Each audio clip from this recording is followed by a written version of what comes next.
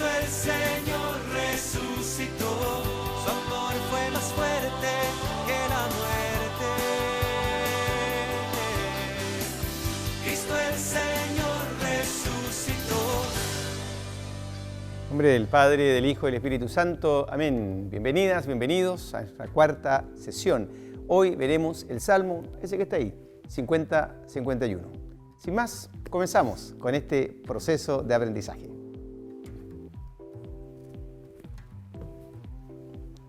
Vamos a recurrir entonces a nuestro programa Bible Works. Ahí he seleccionado el Salmo 50 y también el 51. De manera que yo les voy a hacer una propuesta de lectura que ustedes perciben que ya tiene algo de interpretación. En realidad es más que algo. Cuando uno quiere de algún modo presentar una traducción, siempre hay una interpretación de por medio. Y esto es lo que haremos fundamentalmente. En primer lugar, les quiero presentar estos salmos continuos y como una unidad. Y lo veremos al final de esta estructuración que me van a permitir hacer junto con ustedes. En primer lugar, decir que acá hay un título grande, Salmo de Asaf, el Dios de los dioses. Aquí rápidamente se va a una dimensión distinta de lo que viene haciendo y lo vamos a separar. Querer decir que acá hay unas palabras que son importantes, el Dios de los dioses, el Señor habla. Rápidamente uno podría entender por qué tanta divinidad y fundamentalmente ya tiene una dimensión de alocución cósmica divina. El Dios de los dioses, el Señor habla, son tres palabras que permítanme detenerme en esto, no lo vamos a hacer nunca más en los salmos, con riesgo que pueda ir mucho más rápido en la última parte, pero me parece interesante. ¿Por qué interesante? Porque cuando yo me voy al inicio del Salmo 50, y aquí me ayudo nuevamente con nuestro querido Bible Works, pongo las dimensiones del hebreo, es importante destacar lo siguiente. Aquí aparece una partícula que es Elohim, ¿sí? Pero antes ha aparecido otra que es Él, y aquí aparece otra que es Adonai, es decir, Él, Elohim, Adonai. Son tres modos de referirse a Dios. Por lo tanto, este salmo ya tiene una cosmovisión espectacular. No solamente habla un modo de expresarse de Dios, sino que tres modos en los cuales yo me puedo dirigir a Dios en todo el Antiguo Testamento están presentes en un solo versículo. Eso ya nos dice a cualquier lector, cualquier lectora, nos dice de la importancia de lo que se va a decir, de qué va a ser este Dios que en tres formas distintas se está presentando ante nosotros. Un detalle final es esto. Nosotros en el mundo católico acostumbramos a transliterar este tetragrama como Yahvé. En una corriente del mundo protestante se lo transliteran como Jehová. En realidad, ninguna de las dos formas le rinde homenaje a la tradición judía. Habría que interpretarlo como Adonai, que es el modo en que los hermanos y hermanas judías se refieren a este Dios innombrable. De hecho, en el año 2008, me parece, del mismo Vaticano, de la misma congregación del culto, se pidió que en realidad en la liturgia se dijese Adonai, ni Yahvé, ni Jehová, por un respeto a esta tradición judía del innombrable nombre de Dios. Dicho esto, entonces, seguimos analizando las tres formas de este modo. Quiero decir que fundamentalmente en nuestro caso, esto de los dioses, y permítame una última vez hacer esta interpretación, esto es Elohim. El plural en hebreo está constituido por esa figura que está ahí. Ese im es plural. Por lo tanto, el nombre de Dios es pluralidad. Es maravilloso, es abundancia, solamente el nombre de Dios. Obviamente se espera que en esa abundancia tenga la paz, tenga la tranquilidad, el amor, la ternura, etc. Comencemos ahora la subdivisión y decimos, el Dios de los dioses habla, ¿sí? Que lo que habla lo siguiente, convoca la tierra de oriente a occidente. ¿Y sigue desde dónde? Sigue detallando, desde Sión, dechado de belleza, Dios resplandece. Sigue diciendo, viene nuestro Dios y no callará. Lo precederá, miren lo que dice acá, lo precederá fuego voraz, lo rodea una tempestad violenta. Esto claramente tiene que ver con una espectacularidad. De oriente a occidente, todo el espacio. Sión es siempre desechado de belleza porque allí está el templo. Nuestro Dios no es otro Dios, nuestro Dios es el que viene y no callará. No tiene por qué callar porque Él habla siempre, y esta presentación maravillosa, fuego voraz, tempestad violenta, es casi una teofanía. Sigue adelante, desde lo alto convoca cielo y tierra para un pleito con su pueblo. Este pleito con su pueblo, permítame marcarlo desde un principio, de este modo. Y vuelve a la carga, ¿sí? Vuelve a la carga diciendo análogamente con el convoca a la tierra, ahora, me salté acá, no debía haberla hecho, congréguenme a mis vasallos que sellaron mi pacto con un sacrificio, ¿sí? Y sigue adelante, proclame el cielo su inocencia, lo vamos a saltar un poquito acá porque es lo que le vamos a pedir algo, su inocencia, que vamos a ver de qué modo es algo más, hasta aquí. Dios en persona viene al juicio. Luego yo me voy a saltar a propósito 2 cuadritos. Podríamos achicarlo 1. ¿Por qué? Porque si ustedes ven acá está toda la convocatoria. Convoca, convoca. Lo vamos a marcar con un color hermoso, cualquiera que sea. ¿Qué color quieren ustedes? Muy bien. ¿Eligieron este verde? Verde, muy bien. Entonces, al convocar de Dios, es un convocar ya no desde, no hace lo que le precede. Ahora en el 4 está convocando a su pueblo. Es importante este detalle porque ese pueblo es con quien tiene una relación íntima. Y vuelve a la carga, congregadme a mis vasallos que sellaron mi pacto con un sacrificio. Claramente este pueblo no es cualquier pueblo, es sus vasallos, y no solamente cualquier vasallo, sino que han sellado su intimidad con un sacrificio. Ese pacto es berit, palabra que podríamos traducirlo perfectamente por alianza, y por eso me permito cambiarla, porque en el hebreo es berit. ¿Y cómo sé yo que es berit? Muy sencillo, porque voy al versículo 5 y lo descubro como está usando berit. Entonces, ahí está berit, ¿lo ven? ¿Sí? Ahí está berit. Eso que está ahí es berit, un pacto, una alianza. Entonces, Dios convoca desde un modo espectacular a su pueblo, vasallo, que ha sellado una alianza, y lo que va a decir fundamentalmente, que va a proclamar el cielo, la inocencia de Dios. Y ahora viene lo que podríamos decir es la relación íntima, una intimidad que diríamos que se ha roto. Para quienes se han enamorado alguna vez, sacarse en lo más profundo en cara. Dice, escucha, pueblo mío, que voy a hablar, Israel. ¿Y qué va a hacer? Doy testimonio. Ese testimonio no tiene que ver con que voy a decir algo a favor de, sino fundamentalmente voy a decir la verdad sobre alguien, contra ti. Ese contra ti es la ofensa de un Dios que se siente ofendido por una traición. ¿Y qué le dice? Yo soy tu Dios. Sí, tu Dios. Ese casi diríamos que está en Israel contigo, ese que te tiene en tu corazón, ese soy yo. Mira lo que has hecho. Entonces, desde el principio, desde la estructura, acá hay un llamado de un clamor, diríamos, de juicio. En la primera parte, diríamos, de este 8 a 15, lo vamos a marcar aquí. Yo les voy a hacer trampa para ir más rápido, porque aquí vamos a descubrir una unidad que diríamos culto. Lo vamos a poner con estas letras raras para que ustedes no jamás se mezclen mi comentario con lo que podría decir la Biblia. Primero, no te reprocho, ¿qué cosa? Tus sacrificios. No hay reprocho, pues a diario los tengo presentes. Sigue adelante, no me llevaré un novillo de tu casa, ni machos de tus rebaños. Fíjense los tus, no te reprocho tus sacrificios, tus holocaustos, tu casa, tus rebaños. ¿Pues qué? Porque por esta razón, porque en realidad no son tuyos. Son míos los animales, bestias, salvajes. Conozco las aves. Y aquí viene, no solamente hace alusión a lo que está en la tierra, sino que conoce las aves del cielo. Están los animales de la tierra, las aves del cielo, las alimañas del campo, lo pequeño, lo más frágil. Todo eso está.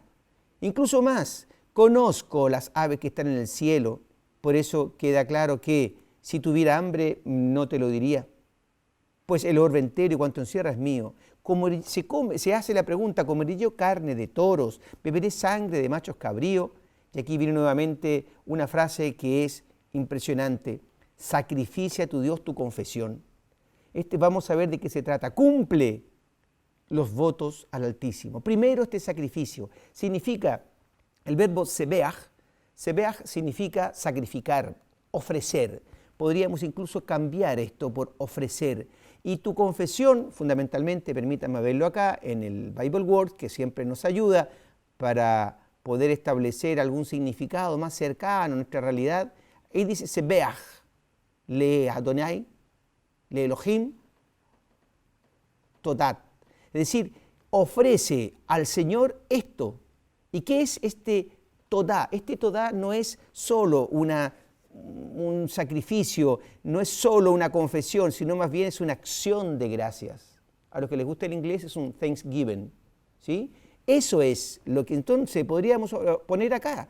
Vamos a sacar aquí un poquitito, vamos a dejar esta frasecita acá aisladita, por razones que ya les voy a comentar enseguida. Entonces este sacrificio podría ser ofrece. Vamos a cambiarlo en ofrece, sin que nadie se enoje, y si alguien se enoja me lo comunica y no lo hacemos, pero es para que ustedes comprendan mejor el sentido original de esta estructura.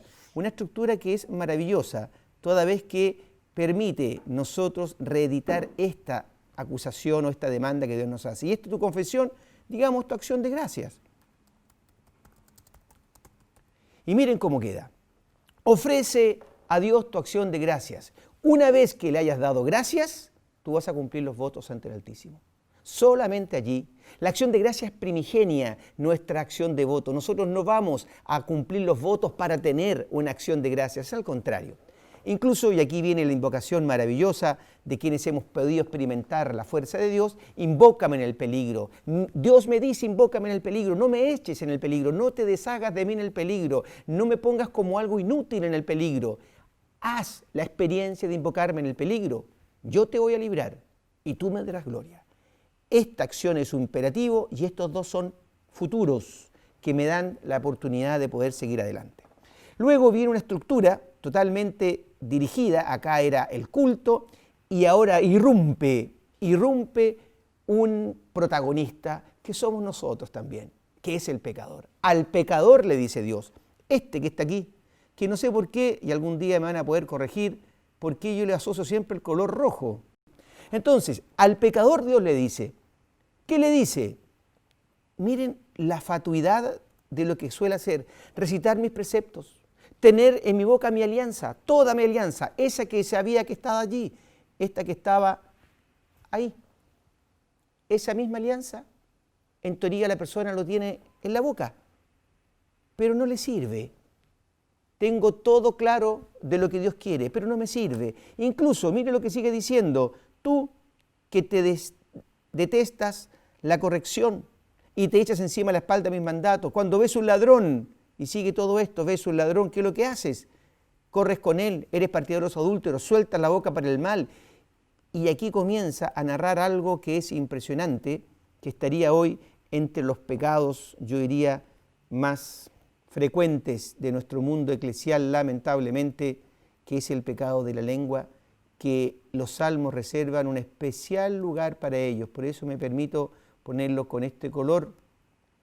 Disculpen nuevamente la asociación. Sueltas la boca para el mal, tu lengua urde engaños, te sientas a murmurar de tu hermano e infamas al hijo de tu madre. Soltar la boca, urdir engaños, sentarse a murmurar, infamar a tu hermano, son propiamente pecados de la lengua que hoy hacen muchísimo mal, hoy y siempre en realidad.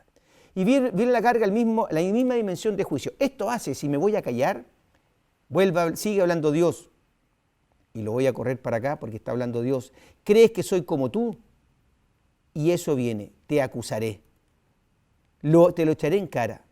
Y aquí viene una advertencia para aquellas personas que piensan que están lejos de estas personas que están siendo acusadas. Atención los que olvidan a Dios. No sea cosa que los destroce sin remedio. Y viene nuevamente el salto de la oferta. El que ofrece sacrificios como sacrificio de la confesión me glorifica, al que enmienda su conducta lo haré gozar de la salvación de Dios. Y esta frase permítame marcar con este amarillo, que va a ser más o menos acá, ¿sí? Que tiene mucho que ver con esta que está aquí, que habíamos marcado antes, ustedes lo revisamos. Hay muchos materiales que son lo mismo, ¿sí?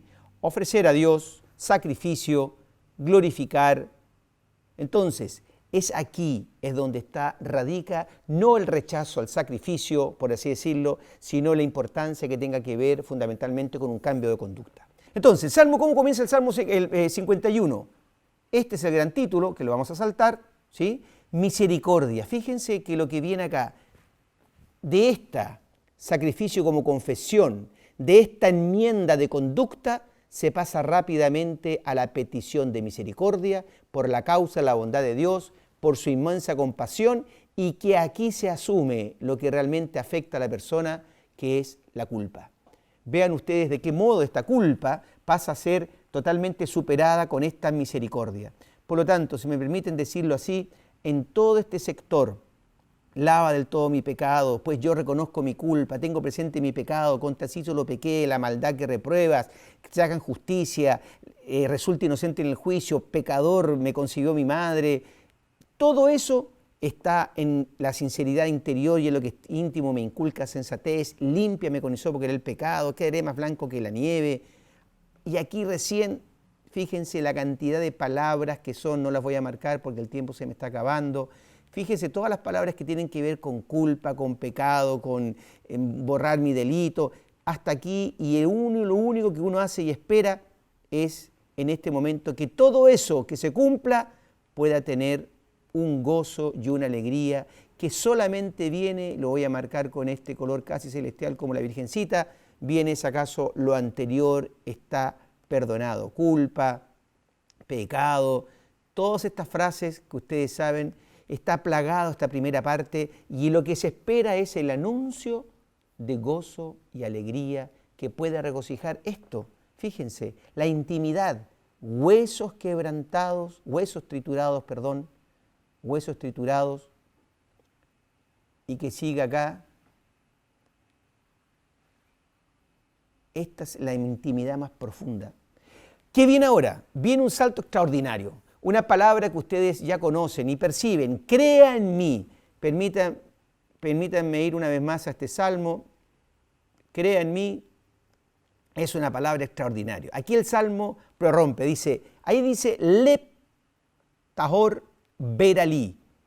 Para mí, puro corazón, crea en mí un corazón puro. El corazón puro crea en mí. Y ese bará, permítanme decirle, es el verbo crear. Ustedes lo saben, muchos de ustedes saben que el verbo bará solamente se usa en la Biblia para hablar de la creación de Dios, que es algo que solamente Dios puede hacer. Por lo tanto, si nos volvemos, ¿quién solamente puede anunciar gozo y alegría? ¿Quién puede regocijar los huesos triturados? Solamente Dios. Por eso se usa exactamente la misma palabra que la creación. Y quiero mostrársela rápidamente. Buscamos la palabra bara y ahí está el inicio de la Biblia, que ustedes lo conocen. Bereshit bara Elohim et hashamayim ve'et haaretz. Es el inicio de la Biblia. Entonces aquí estamos reconstituyendo. El perdón de Dios reconstruye toda la humanidad. Qué hermoso es. Y permítame saltarme una parte de un camel. Qué hermoso es poder disponer nuestro corazón, nuestra intimidad, que Dios cree y recree todo lo nuestro. Viene acá una gran parte donde Dios crea un corazón puro, le vuelve a decir una frase maravillosa, crea en mí un corazón puro, renuévame por dentro con espíritu firme. Quiero destacar estas dos veces, este espíritu firme lo quiero destacar con un color hermoso, permítame el verde ya que somos del Wander, Santo Espíritu, nuevamente Santo Espíritu, y permítame espíritu generoso. A mi juicio, disculpen que se lo diga así, pocas veces en el Antiguo Testamento y el Nuevo Testamento se hace una epíclesis más hermosa que esta. Ese llamado al Espíritu, renueve por dentro, ¿con qué? Un espíritu, no cualquier espíritu, espíritu firme. No me quites tu rostro, sino dame tu Santo Espíritu. No me quites tu Santo Espíritu, ese que yo ya tengo, que siempre he tenido. Y afiánzame ¿cómo? Con un espíritu generoso. Esta es la nueva circunstancia de la creación. Y cuando eso pase, cuando yo tenga este espíritu, podré hacer estas cosas. Voy a enseñar en señal de futuro, si ustedes me permiten decirlo acá y ustedes lo saben, enseñaré futuro, aclamará tu justicia, futuro, proclamará tu alabanza. Todos esos verbos, estas palabras que están en futuro, son la consecuencia natural de este triple espíritu que está basado en este crea en mí, en este Génesis 1:1 al 2. Incluso, si ustedes me permiten decirlo al final, disculpen que me vuelva, a este bará que me sorprende cuando dice creó Dios.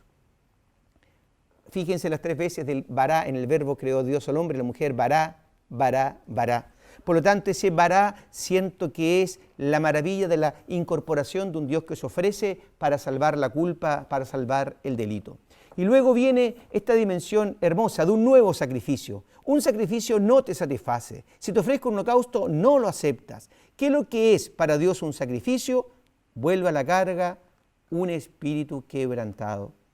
Sí, un corazón quebrantado, una intimidad y triturado. Eso es lo que Dios, permítanme decirlo acá en esta sección, tú no lo desprecias. Y vuelve a la carga finalmente, entonces, casi como aludiendo a lo que va a venir, dígnate favorecer a Sión, reconstruye las murallas, acepta los sacrificios legítimos, ofrendas y holocaustos. Una vez que se da esto, ciertamente podemos entender que lo que yo vaya a hacer en Sión, en el templo, va a tener sentido.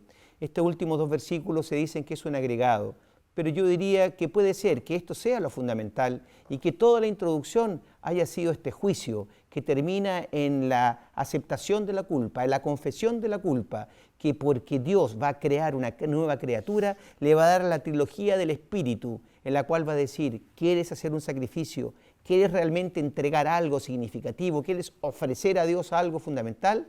Ese es un corazón quebrantado y triturado, un espíritu quebrantado.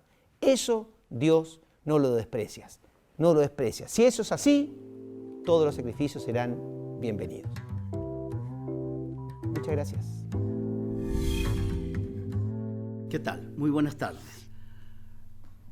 Vamos a abordar a continuación el Salmo 50-51. Les recuerdo, como en otras sesiones anteriores, que estoy utilizando como textos base para que ustedes puedan seguir y estudiar las obras de Luis Alonso Scheckel, Cecilia Carniti y Monseñor Gianfranco Ravasi. Algunas notas generales sobre el Salmo 50-51. Ha sido muy difundida la propuesta de explicación unitaria de estos 2 salmos como 2 actos de una liturgia penitencial. Hay, sin embargo, claras razones para pensar que un día fueron autónomos y que, en razón de su parentesco temático, su contigüidad en el Salterio y las numerosas relaciones verbales entre ambos, fueron unidos para el uso litúrgico. Ahora bien, la propuesta de lectura unitaria no impide que muchos comentaristas los sigan concibiendo como piezas individuales. Nosotros no vamos a entrar en esa polémica, sino que simplemente basados en el género literario de este Salmo 50, que es un rip, es decir, es una interpelación profética con una estructura procesal en la que se instaura una confrontación judicial entre Dios, representado por el profeta, y el pueblo, acusado en este caso de formalismo religioso. Nosotros hemos optado por presentar unitariamente este salmo como las partes de un juicio bilateral. Y esta propuesta tiene su grado de probabilidad y no obliga, como les decía, a una lectura unitaria, pues cada salmo está bien dotado de su inteligibilidad específica y propia. En consecuencia, proponemos como un ordenamiento plausible de este salmo una teofanía. Se abriría los versos 1 al 6 con una teofanía y después vendría el primer movimiento del juicio bilateral, versos 7 al 15, y un segundo movimiento de los versos 16 al 23.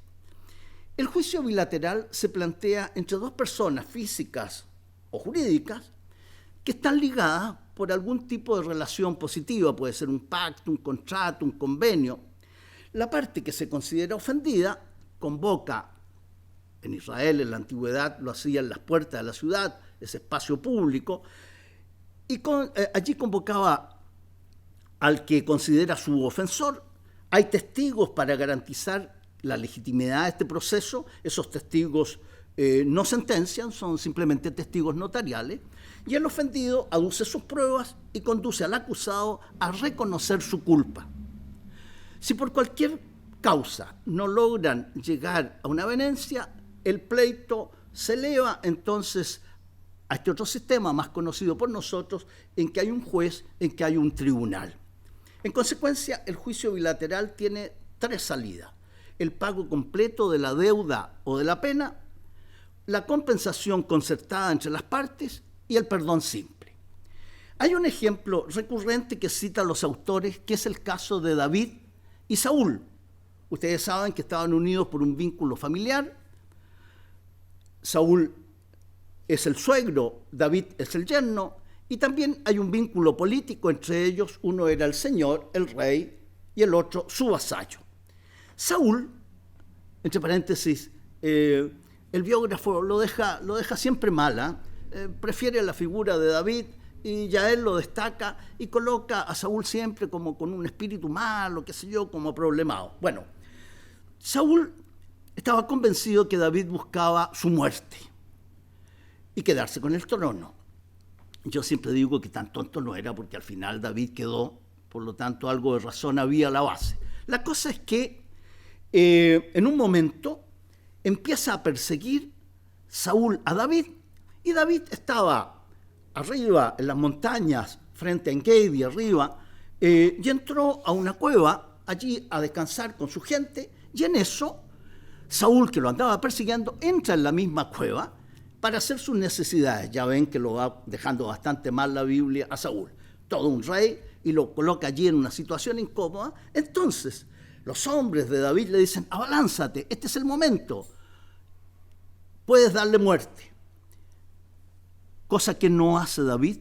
Sí se acerca, le corta el borde del manto, y después, cuando Saúl va a proseguir su camino, sale, lo interpela y le muestra en su mano la prueba de que pudo haberle dado muerte y no lo hizo.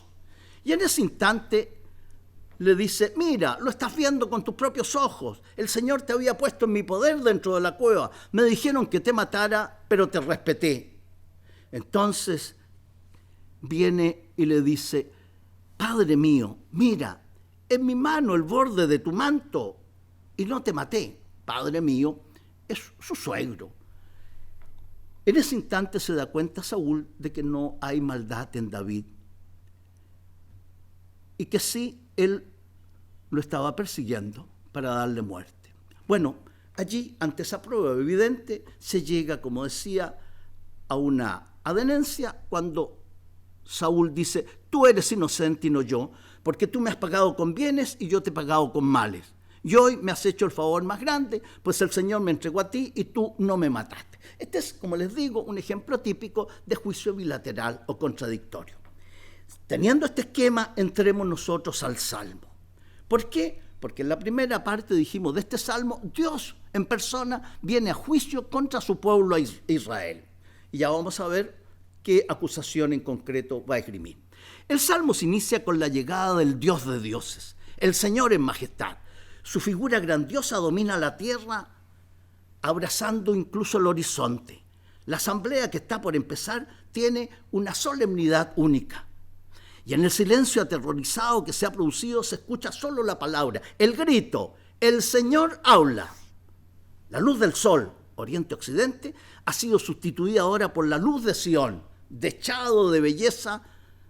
¿Por qué? ¿Por qué síntesis de belleza ese monte Sión? Porque allí Dios ha puesto su morada entre los hombres. Desde allí resplandece. Bueno, la presencia de Dios está acompañada además de los elementos cósmicos, tempestad, relámpago, que van a ser las veces de testigos notariales y que revelan además el carácter decisivo, grandioso de esta manifestación.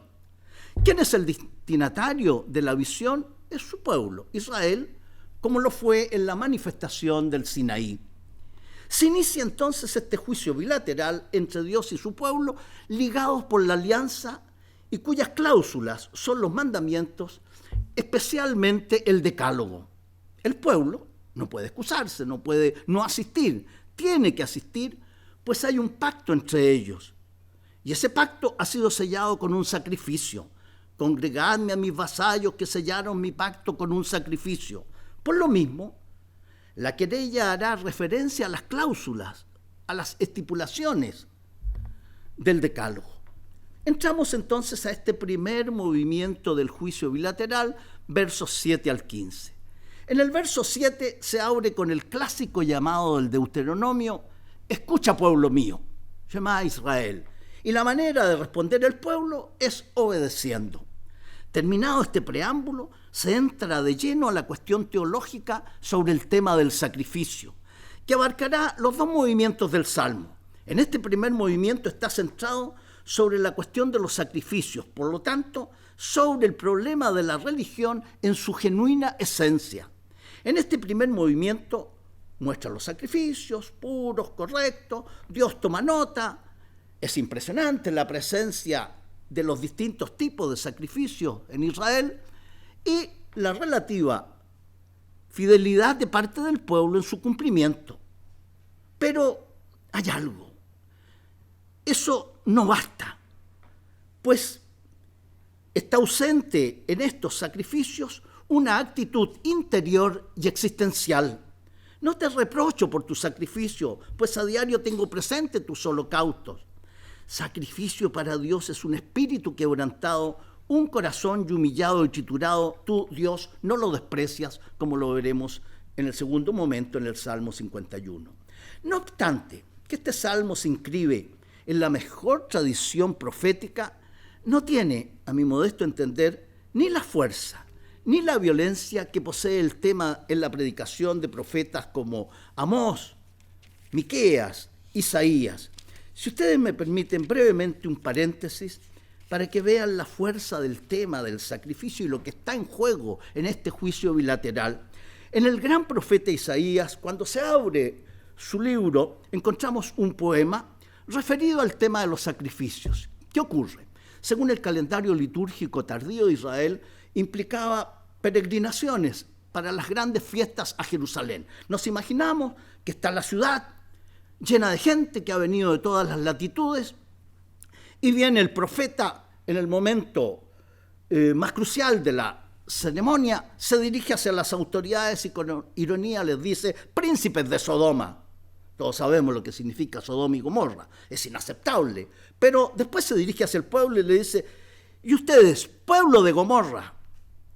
Y pasa revista rápidamente a los sacrificios y les dice: ¿qué me importa el número de vuestros sacrificios? Y agrega: estoy harto de holocaustos, de grasa de cebones, la sangre de novillos, corderos, machos cabríos, no me agrada. Incluso más, cuando ustedes entran a visitarme, ¿quién pide algo de vuestras manos? Miren la fuerza retórica. No me traigan más dones vacíos, más incienso detestable. Ciertamente, se aplacaba el mal olor de esos sacrificios, se incensaban y para que llegase aplacado a Dios estos olores. Hasta eso le resulta inaceptable a Dios. Incluso va más allá. Va contra los novilunios, los sábados, las asambleas. No aguanto vuestras reuniones y crímenes. Y uno dice: ¿pero cómo? Hasta aquí el pueblo ha hecho cuanto sacrificio está mandado, cuánta celebración del calendario litúrgico observa y respeta.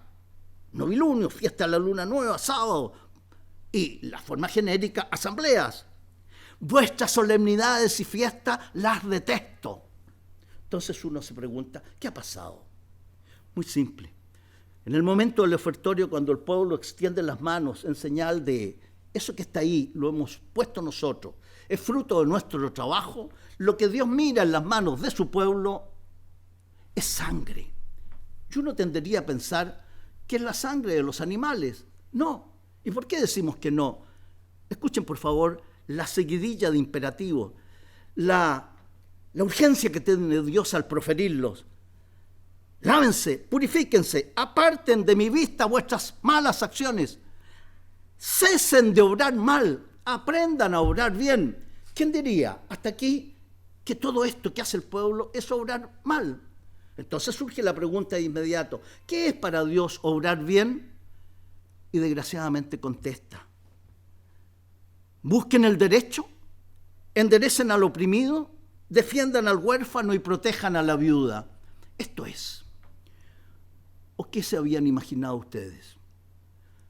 ¿Que han separado el culto de la vida y que llegadas las fiestas toman un cordero, lo traen, lo ponen en el altar? Yo, dice Dios, si lo acepto, me hago cómplice. Esto es una especie de soborno. El pueblo ha separado culto de vida, el culto de la justicia social. Entonces, por eso que les decía que es mucho más fuerte. En la predicación de los profetas, esto que aquí está presente en el Salmo que ha provocado la venida de Dios a juicio con su pueblo. Bueno, el poema de Isaías termina abierto a salvación, siempre y cuando, aunque vuestros pecados sean como púrpura, blanquearán como nieve, aunque sean rojos como escarlata, quedarán como lana, si saben obedecer. Si saben obedecer. Será exactamente lo mismo que ocurra al final del Salmo. Continúo entonces revisando el segundo movimiento de este juicio bilateral, los versos 16 al 23, teniendo, les insisto, como telón de fondo, este texto que tan rápidamente he tenido que exponer. Ustedes vayan, repásenlo en Isaías 1, de los versos 10 al 20, que es un maravilloso puerta de entrada a este gran profeta Isaías. En los versos 16 al 23, el pueblo pecador, además de ser escrupuloso en todo lo referente al culto, se sabe de memoria y recita con frecuencia los mandamientos del Decálogo, no para tenerlos presentes, sino para prescindir de ellos cuanto antes. Por eso que al pecador le dice Dios: ¿por qué recitas mis preceptos? Tienes en mi boca tu alianza, tú que detestas mi corrección y te echas a la espalda mis mandatos. El recuento de pecados concreto y selectivo considera la propiedad, el robo, la vida familiar, el adulterio, el poder corrosivo y demoledor del falso testimonio. Cuando ves un ladrón, corres con él, te mezclas con adúltero, sueltas la lengua para el mal. Ciertamente, los hombres concebimos a Dios a nuestra imagen, pues no podemos concebirlo o imaginar de otro modo. Equivocadamente, por cierto. ¿Por qué? Porque lo empequeñecemos, lo deformamos. Nos fabricamos mentalmente un Dios complaciente, cómplice. Por eso Dios amonesta: ¿es que crees que soy como tú? Al terminar, Dios ofrece al hombre la reconciliación. Si el hombre la rechaza, puede perder la ocasión y provocar la catástrofe irremediable. Si sabéis obedecer los sabrosos, la tierra comeréis. Dios, ¿a quiénes se dirige? Es fuerte esto. A los que olvidan a Dios. ¿Y quiénes son estos? Pregúntenselo, por favor. ¿Quiénes somos los que olvidamos a Dios? Somos su pueblo. Y en este pueblo en concreto, el pueblo de Israel, que ofreciendo sacrificios periódicos, que recita puntualmente los mandamientos de Dios. Es este pueblo el que se ha fabricado un Dios mental a su imagen y semejanza. Y con él, ciertamente, terminan olvidando al Dios auténtico, no obstante que realizan innumerables sacrificios. Dios, en cambio, ofrece a su pueblo la salvación que no está en sacrificio sin más, aunque sean estos institucionales, sino que llega por el proceso de la confesión. Les insisto, confesar el pecado es sacrificio que me honra. El salmista concluye entonces esta segunda parte del juicio bilateral, dejando abierta de nuevo la puerta a salvación. Entonces, llegados a este momento, es evidente que queda en manos del pueblo la respuesta. Si sabéis obrar bien, podréis gozar de la salvación divina. Está en manos del hombre. Veamos el Salmo 51 para ir cerrando, que constituye claramente la respuesta, como trataremos de demostrarlo. En primer lugar, es importante señalar de entrada que muchos han leído y hay una larga discusión sobre la paternidad davídica de este salmo. Hay innumerables propuestas de estructuración. Nosotros dejamos de lado todo eso y entramos de una forma muy simple. Vamos a decir que el Salmo 51 tiene también dos partes, con un corte en el medio que lo produce el verso 12. Es un corte violento. Entonces, ¿cuál sería la primera parte? La vamos a denominar en el reino del pecado, de los versos 3 al 11. Y la segunda, en el reino de la gracia. Veamos esta primera del reino del pecado. La confesión del pecado, dijimos, constituye el sello, el alma de este salmo. Se empieza a preparar con esta invocación inicial: misericordia, oh Dios, por tu bondad, por tu inmensa compasión, borra mi culpa. Se recurre así a la misericordia sin límites de Dios para confiarle la triste realidad, la triste condición del pecado del hombre. Nos encontramos inmersos, por eso que hablamos de el universo, el ámbito del pecado, inmersos en la región oscura del pecado. Resulta evidente que ella responde adecuadamente a la cuestión que quedó abierta al terminar el primer díptico del juicio bilateral. La presencia de múltiples expresiones tales como pecados, delitos, actas, culpa, ¿qué es lo que nos revelan? La condición pecadora del hombre.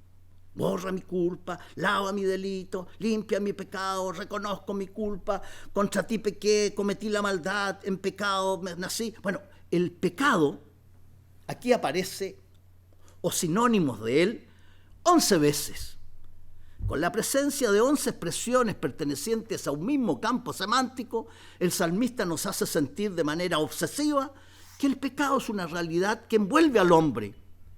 Se trata de algo constitutivo, fundamental, que se remonta a nuestro origen, a nuestro basamento, a nuestro nacimiento, a nuestra concepción. Culpable nací, pecador me concibió mi madre. Y de esta realidad el hombre no puede salir por sí mismo con sus solas fuerzas. Sin embargo, nuevamente el salmista deja abierta una puerta a la salvación. Dijimos que utiliza 11 expresiones del campo semántico del pecado.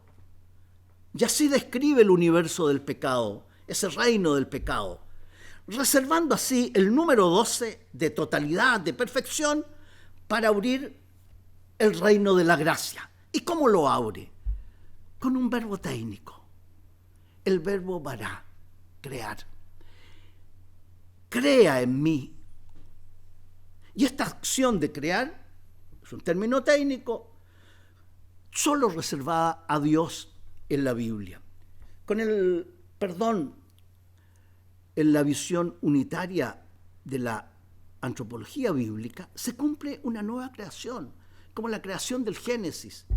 El espíritu de aliento de Dios se cernía sobre el océano, dice el comienzo del Génesis, sobre el cosmos. Así, el hablante lo que pide ahora es una triple presencia del espíritu para ser recreado. El hombre no puede alzarse del reino del pecado al reino de la gracia. Solo dijimos eso es acción de Dios.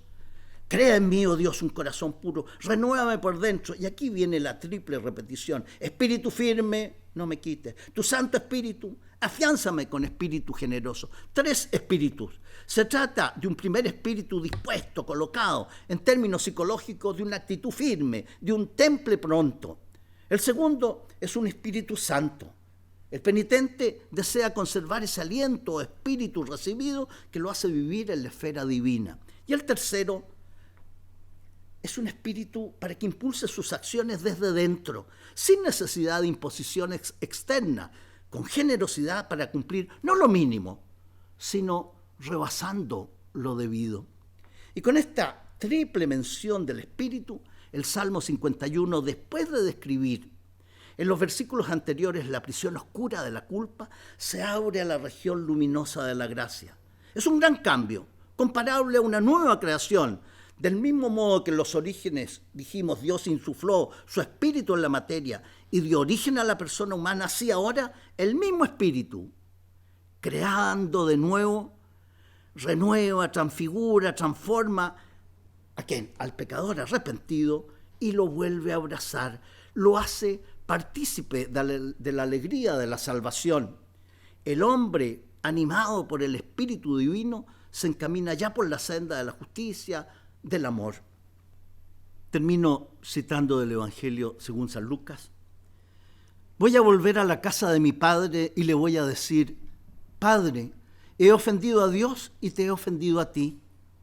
Pero el padre le mandó a los sirvientes, saquen enseguida el mejor traje, vístanlo. Pónganle un anillo en el dedo y sandalias en los pies. Traigan el ternero engordado y mátenlo. Celebremos un banquete, porque este hijo mío se había muerto y ha vuelto a vivir. Se había perdido y se le ha encontrado. Y empezaron a celebrar el banquete. Les dejo unas preguntas. En el Salmo 50, verso 4, se detalla la orden de Dios de congregar a mis vasallos, esos que sellaron mi alianza para un juicio. ¿Cuál crees tú qué es lo que Dios nos diría a nosotros en un juicio sobre nuestra condición de servidores que sellamos continuamente su alianza. ¿Cómo describirías tu vida cultural, intención, preparación, lugar en tu vida espiritual? ¿Has percibido que Dios quiere ser ese a quien invoques en el peligro para que te libere? Identifica cómo son tus mociones interiores ante las correcciones, ante las tentaciones, especialmente las que van en la línea de los delitos de falso testimonio. La acción de reconocimiento de la culpa es una dinámica de conversión maravillosa ante la falta contra Dios. ¿De qué actos y actitudes que Dios tuviera misericordia, compasión de ti, te gustaría? ¿De cuáles? En la línea de lo dicho en el Salmo 51, en los versos 8 al 14, ¿qué le dirías a Dios en tu fuero más profundo? ¿Estás dispuesto a una renovación interior? ¿Qué propósitos de futuro estás dispuesto a formular para que Dios cree un corazón puro dentro de ti? Bien, les agradezco la atención y nos vemos en la próxima presentación de un salmo. Gracias, buenas tardes. Cristo el Señor resucitó.